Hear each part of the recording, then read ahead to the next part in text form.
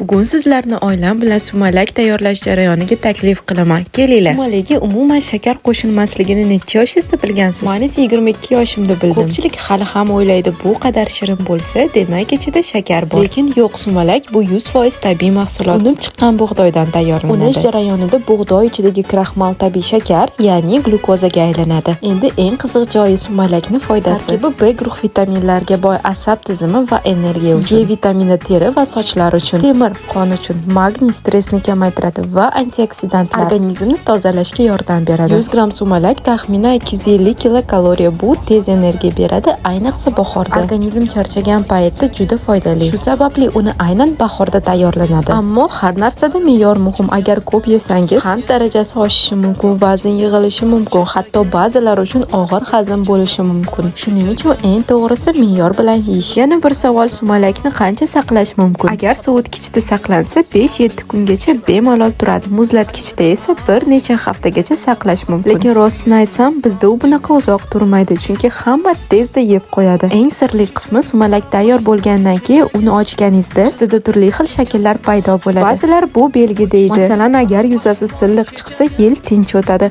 Ko'p pufakchalar bo'lsa, yil sel harakat bo'ladi. Yurakka o'xshash shakl chiqsa, muhabbat va quvonch. Yo'lga o'xshash chiziqlar bo'lsa, safarlar kutiladi. Biz esa hech qanaqa ma'no bermaymiz, shunchaki qanday rasm chiqishi qiziq. Agar video foydali bo'lgan bo'lsa, menga obuna bo'lishni unutmang. Profilda oilaviy va foydali ma'lumotlar topasiz. Sizcha bu yil oila a'zolaringiz bilan sumalak tayyorladingizmi?